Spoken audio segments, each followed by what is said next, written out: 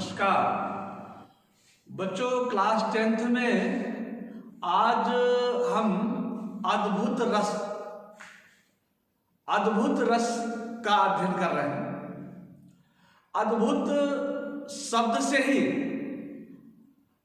स्पष्ट होता है कोई विलक्षण, कोई ऐसी चीज हो जिसे देखकर, सुनकर, पढ़कर पाठक, श्रोता, सहृदय, दर्शक आश्चर्य में डूब जाए, विस्मय में डूब जाए, उनके भीतर जो है वो स्थायी भाव विस्मय जागृत हो जाए। ऐसे रस को अद्भुत रस बोलते हैं। अब आप कल्पना कीजिए, आप कहीं जा रहे हैं और एकाएक आपको रास्ते में कुछ ऐसी विशेष चीजें दिखाई पड़ती हैं। मान लीजिए कि आपको सायंकाल समय में आसमान में ही कुछ ऐसा दिखाई पड़ा, रात्रि में जैसे चंद्रमा के चारों तरफ कुछ विशेष चीजें दिखाई पड़ी, या फिर कहीं भी किसी भी स्थल पर या किसी कहानी में या किसी निबंध में, किसी कविता में जब कोई पाठक, सहृदय या श्रोता या दर्शक कोई ऐसी विस्मयकारी चीजें देखता है और उसके भीतर सोया हुआ स्थायी भाव विस्मय, आश्चर्य जागृत हो जाता है, जो बाद में विभाव, अनुभाव और संचारी भाव से पुष्ट होकर अद्भुत रस में के रूप में परिणत होता है, तो उसे अद्भुत रस बोलते हैं। और इसका स्थायी भाव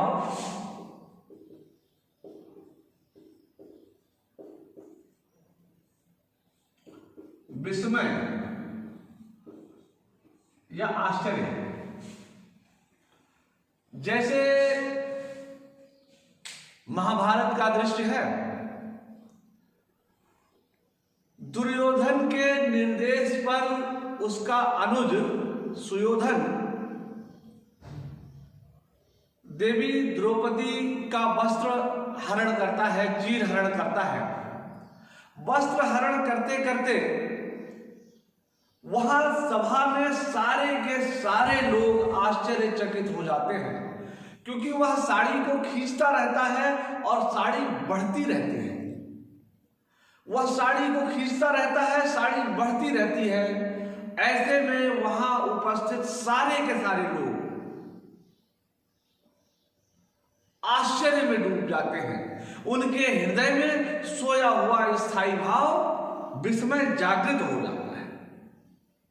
और ऐसे में कवि लिखता है कि सारी है कि नारी है, नारी है कि सारी है, सारी है या नारी है, नारी सारी ही तो नारी है, नारी ही की सारी है, सारी ही की नारी है, नारी ही की सारी है।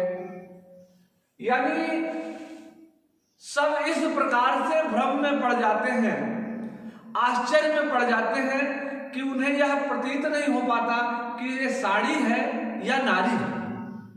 और इस आश्चर्य का जब ठिकाना नहीं रहता तो वहां पर विस्मय, स्थायी भाव जागृत होता है। अब विस्मय, स्थायी भाव, इसमें आश्रय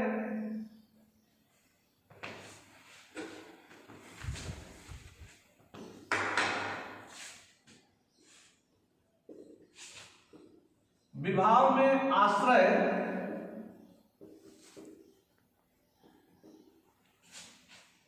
दुर्योधन के, धृतराष्ट्र के दरबार में उपस्थित सभी लोग और कवि।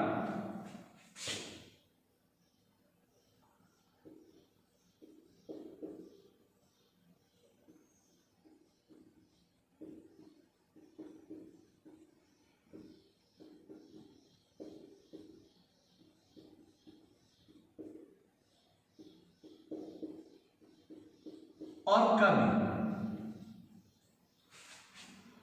पाठक, सहृदय, श्रोता भी इसमें, उनके हृदय में भी स्थायी भाव विस्मय जागृत होता है। विषय दुर्योधन दुशासन,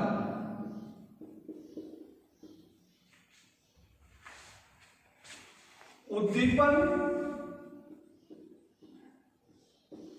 दुशासन द्वारा द्रौपदी की साड़ी खींचना,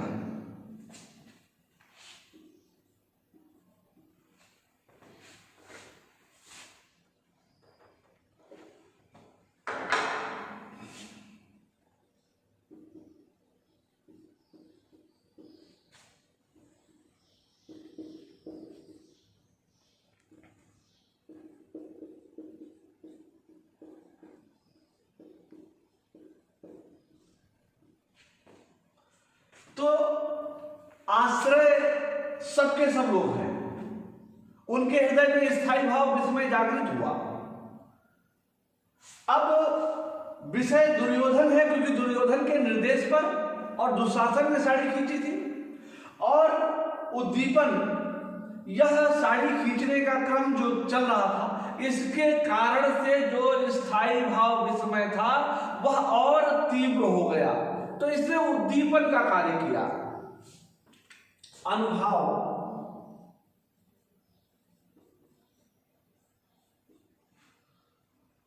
जब हम आश्चर्यचकित हो जाते हैं तो हमारी आंखें खुली की खुली रह जाती हैं। जो जिस स्थिति में रहता है वैसे ही रह जाता है, और वाह, ये, अरे वाह, आह, इस टाइप के शब्दों का शब्द बोलने उसके मुंह से निकलने लगते हैं।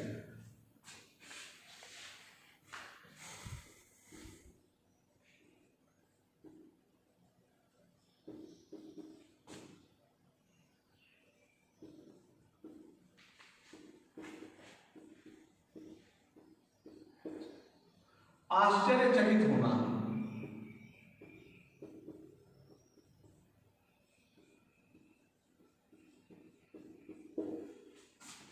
संचारी भाव,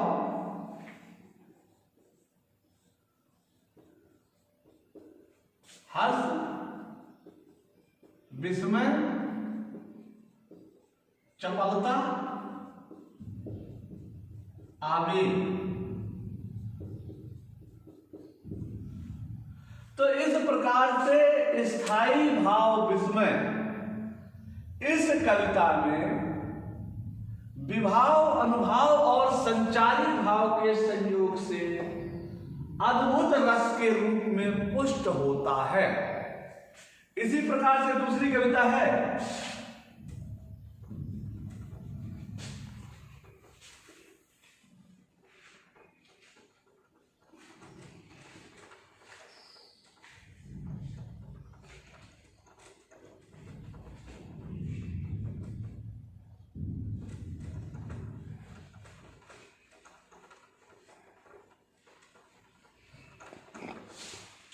तो दूसरी कविता है, कै वह टूटी सी छानी हती कहाँ कंचन के अब धाम सुहावत, और कै पग में पनही न होती कहाँ लय गजराज ही ठाढ़े महावत, और कै जूरत नहीं को दो सवा कहाँ अब प्रभु के प्रताप से दाख न भावत। तो यह कविता जब श्री कृष्ण के अनन्य मित्र सुदामा जी उनसे सहायता लेने के लिए श्री कृष्ण के दरबार में गए, और वहां से जब वो खाली हाथ वापस आए, लेकिन जब अपने घर पर, जहां घर था वहां पहुंचते हैं, तो देखते हैं जो कुछ भी उससे उनके आश्चर्य का ठिकाना नहीं रहता।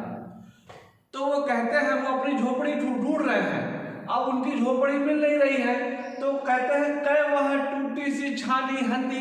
बड़े आश्चर्य में, कहा वह टूटी सी छोटी सी झोपड़ी थी जिस स्थान पर अब वहां कंचन के धाम शोभायमान हो रहे हैं, स्वर्ण महल, कंचन का महल शोभायमान हो रहा है, और कहां उनके पैरों में पादुका भी नहीं रहती थी।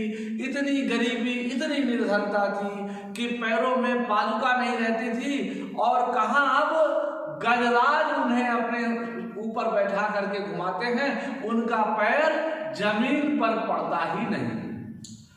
कै जुरतो नहीं को दो सवा कहाँ खाने के लिए कोदो और सवा जैसा गरीबों द्वारा खाया जाने वाला खाद्य नहीं उपलब्ध हो पाता था, और पर प्रभु के प्रताप से, भगवान श्री कृष्ण की कृपा से दाख न भावत अब अनार के दाने भी, अनार भी उन्हें अच्छे नहीं लग रहे हैं।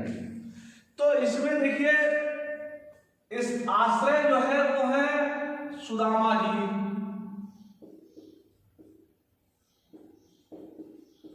सुदामा जी आश्रय है और विषय है श्री कृष्ण जी के द्वारा जो उनके, या विषय श्री कृष्ण ही समझ लीजिए,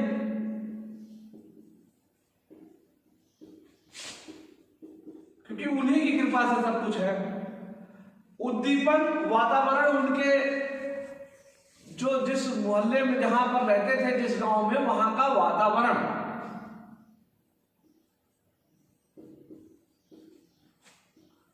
के गांव की दिव्यता, अनुभव, यहां पर भी आंखें खुली का खुली रहना, आश्चर्यचकित होना, मुंह से आवाज का न निकलना, अवाक रहना,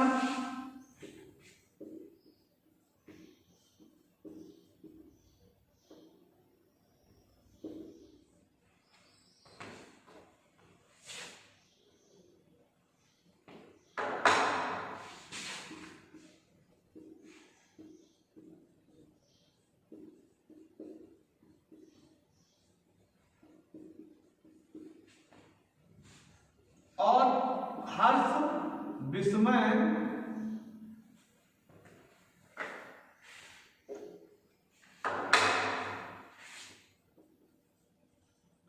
चपलता,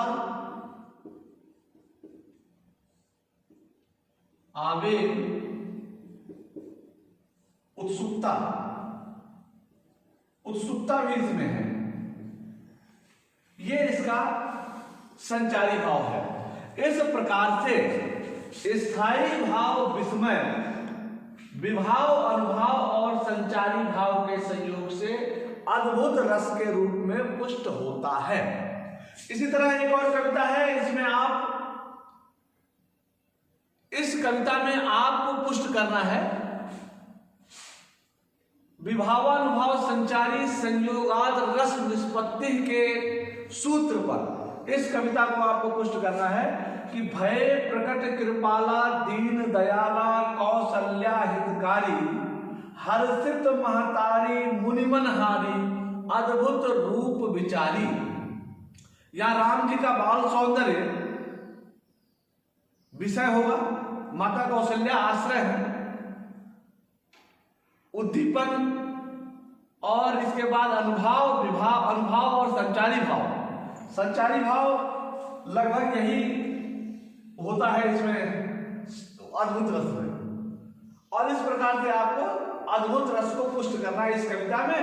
और इसके साथ ही कुछ और कविताएं, 5 और कविताएं आपको ढूंढ करके उसमें विभावानुभाव संचारी भाव की तर्ज पर अद्भुत रस को आपको पुष्ट करना है। मुझे उम्मीद है कि यदि आपने इस वीडियो को पूरा देखा तो आप इस काम को आसानी से कर सकते हैं, बिल्कुल भी आपको कोई कठिनाई नहीं होगी। तब तक के लिए धन्यवाद।